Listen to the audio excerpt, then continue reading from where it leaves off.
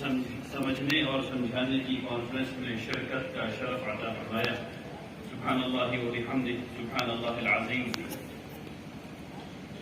اس کے بعد میں شکر گزار ہوں تنظیم امارت شرعیہ کا اور جناب محبوب عالم نعمانی صاحب کا، جناب ذاکر غلیظ صاحب کا، جناب پروفیسر روح الامین خان صاحب کا، جناب صفدر امام قادری صاحب کا، جناب سید ارشد اختر صاحب کا، اور تمام منتظمین کا جنہوں نے اس باوقار کانفرنس کو آرگنائز کیا۔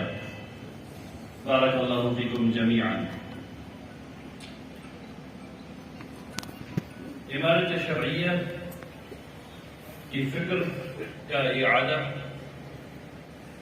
ہر کچھ دنوں پر ہوتے رہنا چاہیے، کیونکہ ہم لوگ جس حال میں رہتے ہیں اس حال میں اور اس تیز زندگی میں ہم لوگ بھولنے لگتے ہیں کہ اس عمارت کا ہماری زندگی پر کیا اثر ہے۔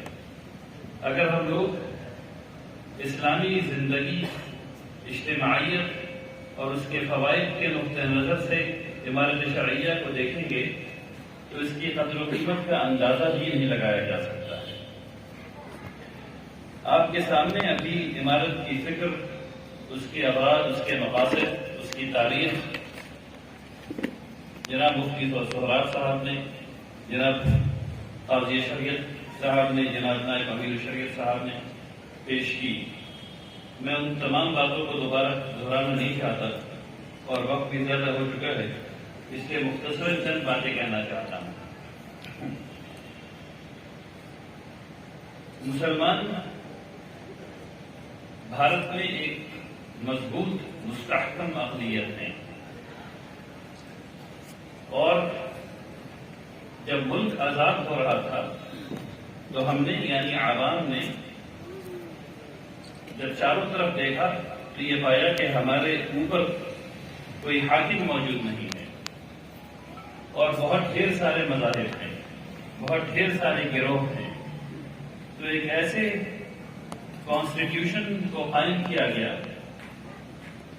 جس نے تمام لوگوں کو پرجا سے نکال کر کے، رعیت سے نکال کر کے شہری بنایا، اور تمام لوگوں کو برابر کا حق دیا۔ اور یہ دینے والا، اس کانسٹیٹیوشن کو بنانے والے اور دینے والے ہم ہی لوگ ہیں، یعنی عوام ہیں۔ اور ایسا کانسٹیٹیوشن اس لیے بنایا گیا کیونکہ یہاں بہت ڈھیر سارے گروہ موجود ہیں، اور یہ سوچا گیا کہ کسی ایک گروہ کو دوسرے پر فوقیت حاصل نہ ہو، اس لیے یہ کانسٹیٹیوشن بنایا گیا۔ اس کانسٹیٹیوشن میں ایک گڑی جوڑی گئی جسے کہتے ہیں فریڈم آف ریلیجن۔ اس میں یہ آزادی دی گئی کہ ہر ایک انسان یہ طے کر سکتا ہے کہ وہ اس ملک میں کس مذہب کو اختیار کرے گا، کس راہ کو اختیار کرے گا، مذہب کو اختیار کرے گا یا نہیں کرے گا، وہ ملحد ہو جائے گا یا منکر ہو جائے گا یا مشرک ہو جائے گا، جو بھی چاہے وہ ہو جائے گا، اسے آزادی ہے۔ جب اس کے ہونے کی آزادی ہے تو مسلمانوں کو مسلمان ہونے کی بھی آزادی ہے۔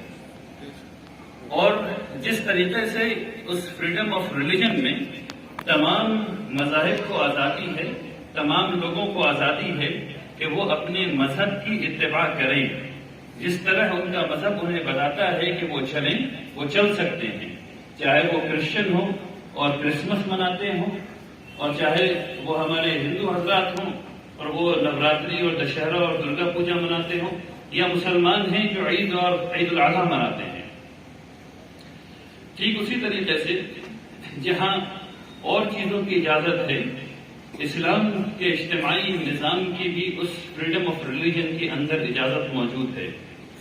امارت شرعیہ اس شق کے تحت کام کرتی ہے، یعنی ہندوستان کی کانسٹیٹیوشن جس کے اندر فریڈم آف ریلیجن ہے، اس فریڈم آف ریلیجن کے اندر امارت شرعیہ کا کام ہے۔ اور امارت شرعیہ ایک مسلمانوں کے اندر اجتماعی نظام کو قائم کرتی ہے۔ کیوں کرتی ہے؟ آپ کو مفتی صاحب نے بتایا، آپ کو قاضی صاحب نے بتایا، آپ کو اور لوگوں نے بتا